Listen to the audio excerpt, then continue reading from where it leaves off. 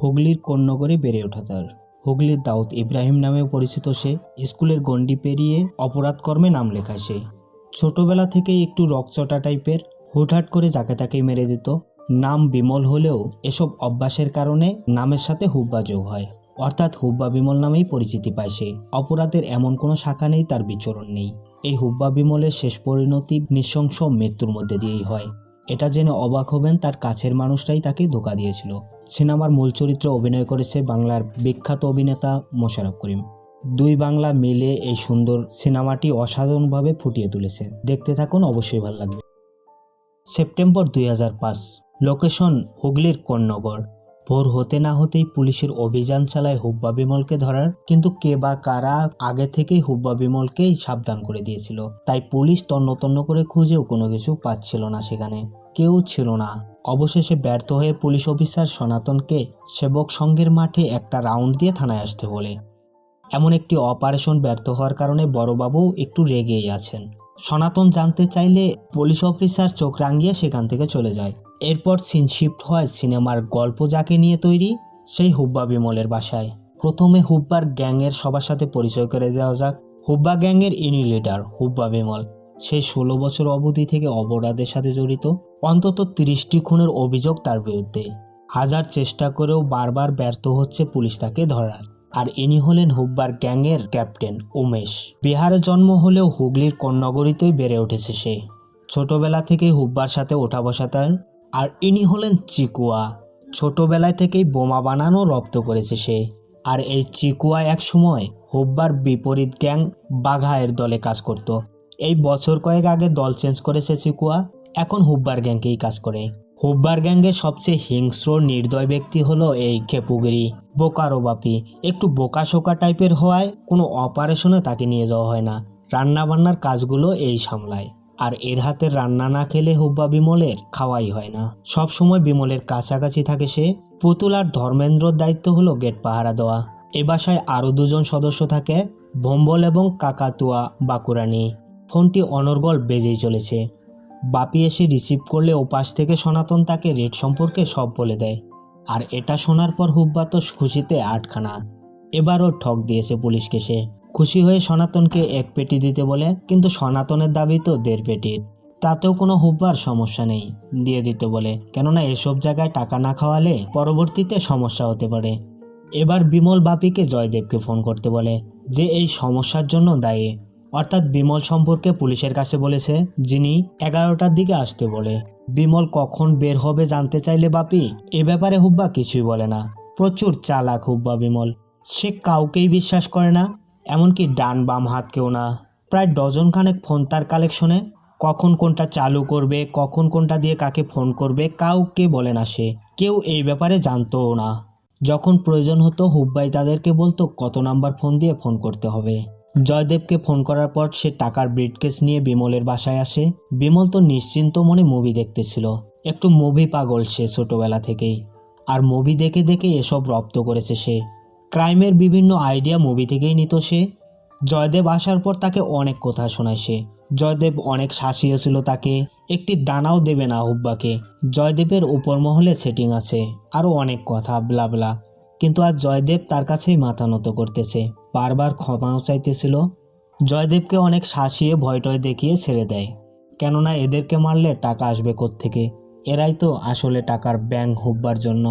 Police হেডকোয়ার্টারে call record থেকে জানতে পারে অভিযানের বিষয় সনাতনী ফাঁস করেছে।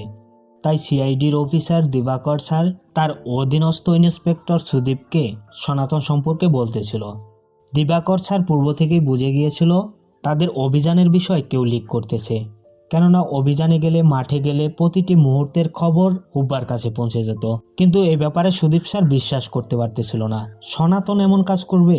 দিবাকর স্যার ভালো করেই জানতো পুরো সেটিং আছে হুব্বার, না হলে এত বছর দাপিয়ে বেড়াতে পারতো না সে। আর এবার হুব্বাকে ধরার পুরো অপারেশনটি সিআইডি লিড করবে। ডিস্ট্রিক্ট পুলিশে যেটুক সাহায্য প্রয়োজন তারা চেয়ে নেবে। সময় মতো হুগলি নর্থ যেখানে জানানোর প্রয়োজন সিআইডি অফিসার নিজেই জানিয়ে দেবে সবখানে। হুব্বা বাসা থেকে বের হয়েছে, পুরো 1.5 মিনিটের একটি কনভারসেশন রেকর্ড হয়েছে তাদের কাছে। বাগুইহাটিতে যাওয়ার কথা হুব্বার, যদিও এভাবে বিভ্রান্ত করেছে অনেকবার হুব্বা, তবুও কিছু করার নেই অফিসারদের। সকল সোর্স অ্যাক্টিভ করতে বলে, সকল টিম মেম্বারকে ডাকতে বলে ব্রিফিং রুমে। আর ব্রিফিং রুমেই বিস্তারিত আলোচনা হবে। আগামীকাল 2টো অপারেশন হবে। দিবাকর স্যার নিজেই অপারেশন লিড করবেন। কাউকে আর কোনো বিশ্বাস নেই। প্রতিটি কথা এবং টাওয়ার লোকেশনে আপডেট জানাতে বলে সুমনকে। যে নাম্বারে কথা বলেছিল হুব্বা, সেই সিমটিও একটি ফেক নাম ঠিকানা দিয়ে কেনা। সেখানেও কিছু হাত লাগলো না। মোবাইল আবার চালু না হওয়া পর্যন্ত ওয়েট করতে হবে তাদের। দিবাকর স্যার কনফার্মেশনের জন্য তার বড় অফিসারের সাথে কথা বলে টেকনিক্যাল ইনফরমেশন পেয়েছে তারা। হুব্বা বাগুরহাটি দেশবন্ধু নগরে যেতে পারে। 4টি টিম থাকবে ফিল্ডে, উল্টোডাঙ্গা, কেষ্টপুর, বাগুইহাটি এবং রাজারহাটে। দিবাকর স্যার নিজে থাকবেন রাজারহাটে। সুমনের কাজ তো টাওয়ার লোকেশন ট্র্যাক করা। দিবাকর স্যারের কথা শেষ হতে না হতেই তার স্ত্রী সেখানে আসে। বড্ড সন্দেহ করে তাকে। দিবাকর স্যারের স্ত্রীর একটু মানসিক সমস্যা আছে, প্রায়ই উল্টাপাল্টা বলে। কথায় আছে না, যা রটে কিছু না কিছু বটে। উল্টাপাল্টা বললেও কথাগুলোর মাঝে কিছুটা সত্যতা আছে, একেবারেই মিথ্যা না।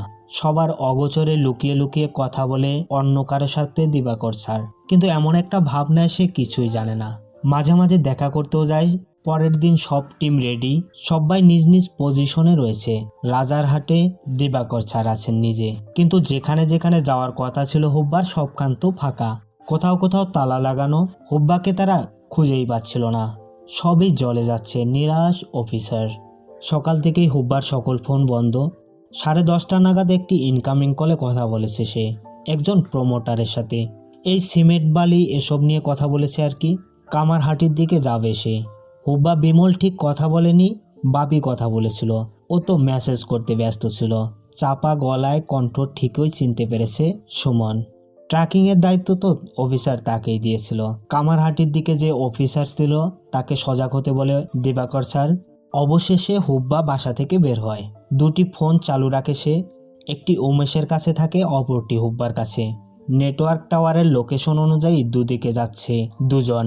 শিওর হতেই পারতেছিল না অফিসাররা কোনটি ফোন হুব্বার কাছে আছে। এমন সময় উমেশ কথা বলে ফোনে।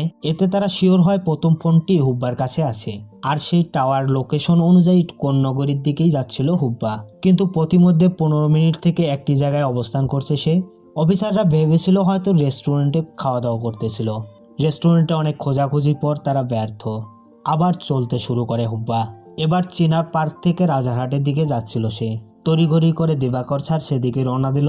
এবার আবার গতিবিধি পাল্টিয়েছে সে। সে শর্টলেট বাউন্ডের দিকে যাচ্ছে। এ যেন চোরকির মতো ঘোরাচ্ছিল সবাইকে। হুব্বা এটাই ভালো করেই জানতো, পুলিশ মানেই হারামি। কোথায় কোন ফিল্ডিং সাজিয়ে রেখেছে কে জানে। হুব্বাকে ধরার জন্য সবাই জাল পেতে বসে আছে। অপরদিকে হুব্বা তো মজা করতেছিল হোটেল রুমে। এভাবে ঘুরতে ঘুরতে অফিসাররাও হতাশ। এবার এত কষ্ট করে সাজিয়েছিল সবই বৃথা। সল্টলেকে পুরো 1.5 ঘন্টা থেকে তার কোনো মুভমেন্ট ছিল না, স্থির হয়ে আছে। বুঝে উঠতে পারতেছিল না সে কোথায় আছে, কী বা করতেছে এতক্ষণ থেকে। হঠাৎ দিবাকর স্যার ভাবে সিটি সেন্টারে সিনেমা দেখতেছে না তো, হতেও পারে, পসিবিলিটি আছে। আর যদি না হয় ট্রাই করতে সমস্যা কি। সবাই সিটি সেন্টারের দিকে যায়। দিবাকর স্যার সবাইকে সাবধান করে পালানোর চেষ্টা করলে তাকে যেন গুলি করা না হয়, কেননা সামনে পুজো, ভিড়ে কোনো পাবলিক ইনজুরি হলে সমস্যা হতে পারে। এই সিনেমা হলে পরিণীতা, ব্যাটম্যান এবং সরকার সিনেমা চলতেছিল। 4:30 মিনিটের দিক শুরু হয়েছে, 6:30 দিক শেষ হবে। এখন শুধু অপেক্ষার পালা। সবাই অপেক্ষা করতেছে সিনেমা শেষ হওয়ার। অফিসারের ধারণাই ঠিক ছিল, হুব্বা ঠিকই সিনেমা দেখতেছিল। সিনেমা শেষ হলে ধীরে ধীরে সবাই নিচে নামতেছিল। হুব্বার আদিকালের একটি ছবি ছিল অফিসারদের কাছে।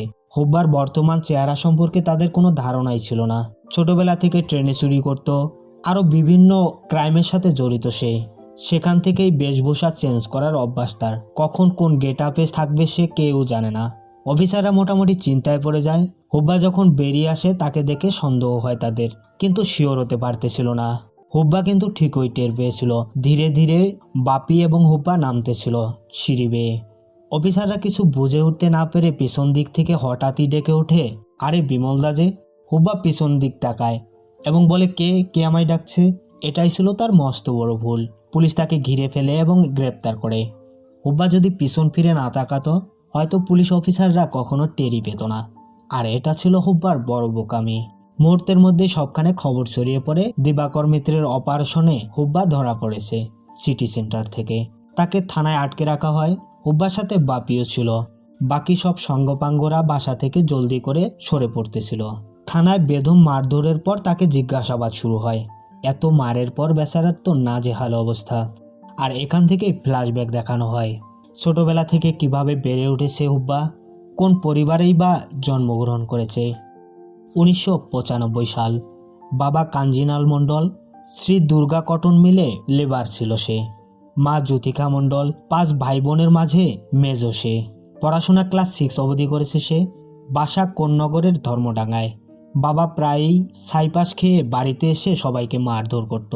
আজকে বাবা বিমলকে মারতেছিল। কারণ হিসেবে জানা যায় বিমলকে স্কুল থেকে বের করে দেওয়া হয়েছে। স্কুলের শিক্ষক মশাই টুকলি করার কারণে বিমলকে ধরেছিল। ছোটবেলা থেকেই বিমল ছিল রকচটা টাইপের। উল্টো বিমল ছাড়ের ওপর কালি ছুঁড়ে মেরে সেখান থেকে পালায়। আর এই কারণেই তাকে স্কুল থেকে বের করে দেওয়া হয়েছিল। কিন্তু বিমল সিম্পেথি পাওয়ার জন্য দিবাকর স্যারকে বলতেছিল বাবা ঠিকঠাক টাকা দিত না, স্কুলের বইও কিনে দিত না, অনেক গরিব ছিলাম আমরা। বই স্কুলে নিয়ে যেতে না পারার কারণে শিক্ষক মশাই তাকে ক্লাস থেকে বের করে দিয়েছিল। অভাবের কারণে আর পড়াশোনা করতে পারেনি পরবর্তী জীবনে। আর ধীরে ধীরে এ পথে পা বাড়িয়েছে সে। ছোটবেলা থেকে সিনেমা দেখার শখ ছিল তার। সিনেমা শুরু হলে খুব মনোযোগ দিয়েই দেখত সে এবং সিনেমার ক্যারেক্টারগুলোকে নিজের মধ্যে উপলব্ধি করত। শ্যামল এখন যুবক। অনেক কষ্ট করে তার বাবা তার মিলেই সুপারভাইজারকে বলে একটি চাকরির ব্যবস্থা করেছে তার। এই 200-400 টাকা মাসে পাবে সে। কিন্তু এত কম টাকা চাকরি তার পোষাবে না। আর এসব করতেও চাচ্ছে না বিমল। নিজে নিজেই কিছু করতে চাচ্ছিল সে। এসব বিষয় নিয়ে বাবা রাগারাগি করলে বাবার গায়েই হাত তুলে দেয় সে। পকেট থেকে একটি টাকার বান্ডেল তার বাবার দিকে ছুঁড়ে মারে আর বলে ছোটবেলা থেকে আমার পেছনে খুব হলে 5,000 টাকার মতো খরচ করেছো তোমরা, আমি তার ডাবল দিচ্ছি, কিন্তু আমি কোনো বুড়ো বুড়ির দায়িত্ব নিতে পারবো না। তার মা সেই টাকা উল্টো বিমলের দিকেই ছুঁড়ে মারে। তোর মতো বেয়াদব ছেলে আমাদের প্রয়োজন নেই। বিমল টাকাগুলো নিয়ে বেরিয়ে যায়। সেই সময় থেকেই তার বন্ধু বান্ধব বা সাঙ্গপাঙ্গরা ছিল সাথে। মোটর সাইকেলে দাপিয়ে বেড়াতো এলাকা তারা। সারাদিন আড্ডাবাজি চাঁদাবাজি, রাতে ছাইপাস খেয়ে পড়ে থাকতো এখানে ওখানে তারা। একদিন হঠাৎ তার বাবা যে মিলে কাজ করত সেখানকার একটি লোক এই রাস্তা দিয়েই যাচ্ছিল। তাদের নজর সেই ব্যক্তির টাকার প্রতি পড়ে। তারা সেই ব্যক্তির টাকার ব্যাগটি ছিনিয়ে নেয়। সেই লোকটি দিতে মানা করলে বা চাপাচাপি করলে তাকেই সেখানেই শেষ করে দেয়। আর এখান থেকেই বিমলের উত্থান। পেছন ফিরে দেখতে হয়নি তার। রাতে পরিত্যক্ত কারখানা থেকে লোহা মেশিনগুলো চুরি করে বিক্রি করত তারা। টাকাগুলো বিভিন্ন জায়গায় গিয়ে উড়াতো। এভাবে বেপরা হয়ে উঠতেছিল তারা। মাঝে মাঝে পুলিশের দৌড়ানি খেত। এটা যেন তাদের কাছে কোনো ব্যাপারই না। তারা ব্যাংক ডাকাতির সাথেও জড়িত ছিল। এদের অত্যাচারে গ্রামবাসী অতিষ্ঠ হয়ে থানায় কমপ্লেন করে। ইনকোয়ারির জন্য থানার ওসি বাসায় গেলে বাবা স্পষ্ট জানিয়ে দেয় তাদের সাথে বিমলের কোনো সম্পর্কই নেই, আর এখানে থাকেও না সে। এরপর অভিযান শুরু হয় বিমলকে ধরার। পুলিশ তাকে গ্রেপ্তারও করে, কিন্তু চুরির জন্য বিমল কয়দিনই বা জেলে থাকবে। কিছুদিন পর ঠিকই বের হয়।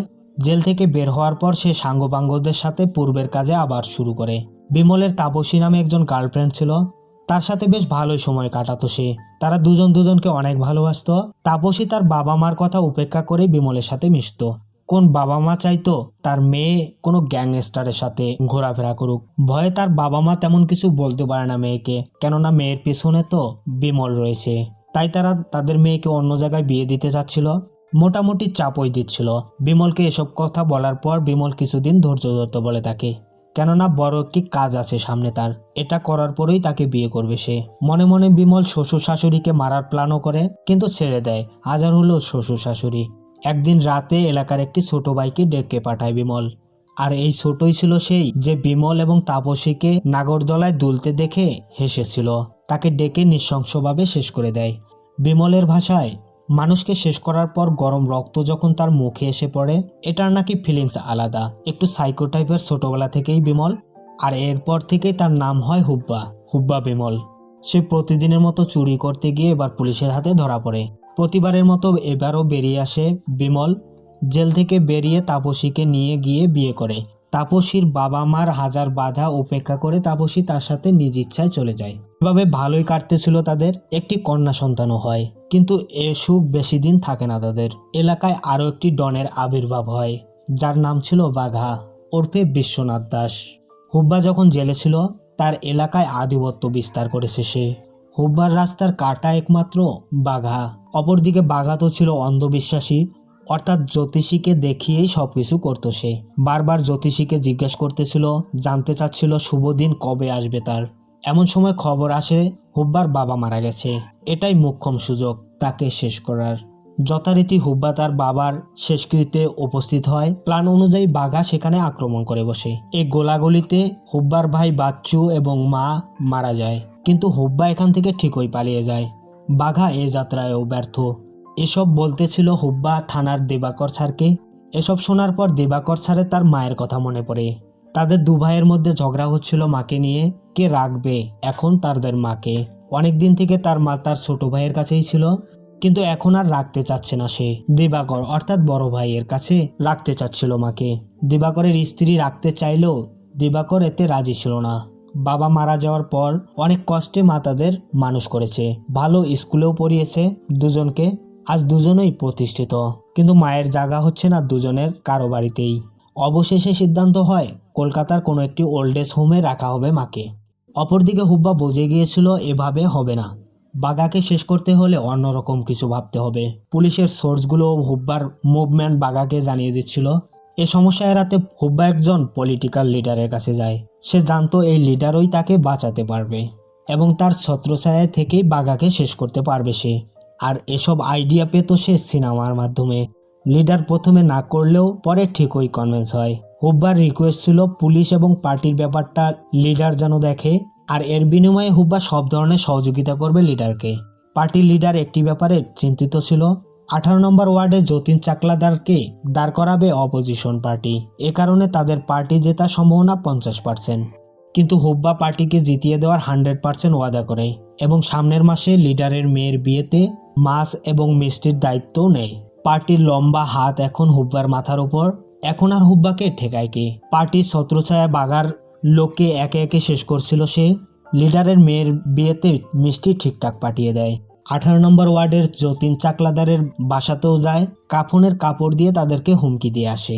তার কাজে পার্টির লিডার তাকে আরও অনেকের সাথে পরিচয় করিয়ে দেয়। একে একে ক্ষমতা বাড়তেছিল তার, পাশাপাশি অপরাধের বিষয়টিও।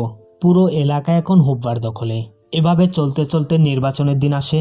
লিডারকে তো কথা দিয়েছে সে, রেলপাড়ার বুথগুলো থেকে 3000-এর বেশি ভোট পাইয়ে দিবে সে, কিন্তু কোনো গ্যামজ্যাম করতে মানা করে। তার সাথীরা তো অনেক শান্ত ছেলে, বুথে অস্ত্র দেখিয়ে খুব শান্তভাবে সুশৃঙ্খলভাবে এক একজনে 500টি করে ভোট দিয়ে আসে লিডারের লোক এখান থেকে যেতে।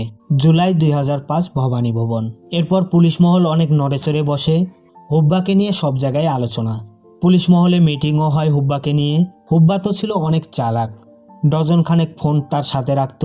কোনটি খুলে কোনটা দিয়ে কথা বলবে কেউ জানতো না। পুলিশ এলাকায় ঢুকলে হুব্বার কাছে খবর পৌঁছে যেত। উপর নিচে সবখানে সেটিং হুব্বার। এলাকাতেও হুব্বার লোক এখানে ওখানে ছড়িয়ে ছিটিয়ে আছে। হুব্বাকে ধরার জন্য সিআইডি অফিসার দিবাকর টিএল ট্র্যাকিংয়ের নতুন সফটওয়্যার বাইরে থেকে এনেছে। সব সময় নজর রাখতে বলে সামানকে। এসব খবরগুলো ঠিকই লিডারের কাছে পৌঁছেছিল। লিডার কয়েকদিন হুব্বাকে দূরে থাকতে বলে এসব থেকে, কেননা সেও আর তাকে প্রোটেক্ট করতে পারতেছে না। কিন্তু হুব্বা অন্য কোথাও গেলে বাঘা তো আবার দখল করে নেবে সব। কিন্তু হুব্বার মাথায় অন্য কিছু চলতেছিল। অতঃপর হোলির দিন আসে। হুব্বা কৌশলে বাঘা এবং বাঘার পুরো টিমকে শেষ করে দেয়। হোলির দিন শুধু 2জন গার্ড রেখে বাকি সবাইকে অপারেশনে পাঠিয়েছিল বাঘা, আর এই সুযোগটি কাজে লাগায় হুব্বা। বাঘার চিহ্ন মাত্র পৃথিবীতে রাখে না। এরপর আর হুব্বাকে ঠেকায় কে? পুরো এলাকায় একচ্ছন্ন আধিপত্য তার বিশাল সম্পদের ভান্ডার থেকে এলাকার কিছু দুস্থ গরিব মানুষকে সাহায্য সহযোগিতা করতে শুরু করে। আর এই সূত্র ধরে শ্রীরামপুরের মিতালি নামে একজন আসে তার কাছে সাহায্যের জন্য। তাকে তো সাহায্য করেই হুব্বা, তার চেহারা দেখে ফিদা হয়ে যায়। পরবর্তীতে বিয়েও করে অবশ্য। এতে তাপসীর কোনো আপত্তি ছিল না। কারণ হিসেবে বলে হুব্বা, তাপসীর 2টি মেয়ে হয়েছিল, তারা খুব ভালো বোর্ডিং স্কুলে পড়তো, কিন্তু তার এত ধন সম্পত্তি দেখবে কে? তার তো ছেলে সন্তানের প্রয়োজন, আর তাই সে দ্বিতীয় বিয়েটি করে।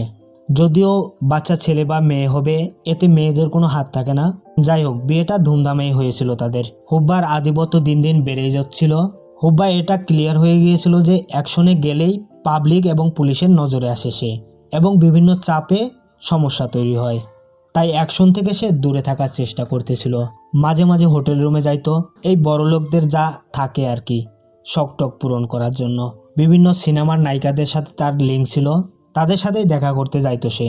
এখন আর এসবে মন ভরছে না তার, বম্বের দিকে নজর তার। এ ব্যাপারে বাপিকে বললে সে স্পষ্ট জানায় সেখানে তার কোনো হাত নেই। নিজের উদ্যোগে কলিউড থেকে কাঞ্চনকে ডেকে অনুষ্ঠান করে পাবলিসিটির জন্য। তার তো দুটি স্ত্রী ছিল, আর দুটো সেটিং থাকলে একটু একটু ঝগড়া তো লাগেই। আর এসব বিষয় খুব ঠান্ডা মাথায় হ্যান্ডেল করতো হুব্বা। কিন্তু আজ তাপসীকে ম্যানেজ করতে পারতেছিল না সে, কারণ একটি ফ্ল্যাট মিতালিকে লিখে দিয়েছে হুব্বা। এটা নিয়ে মন খারাপ তাপসীর। এমন সময় লিডারের ডাক পড়ে। হুব্বা ঠিকঠাক অ্যাকশনে যাচ্ছে না, যেতেও চাচ্ছে না।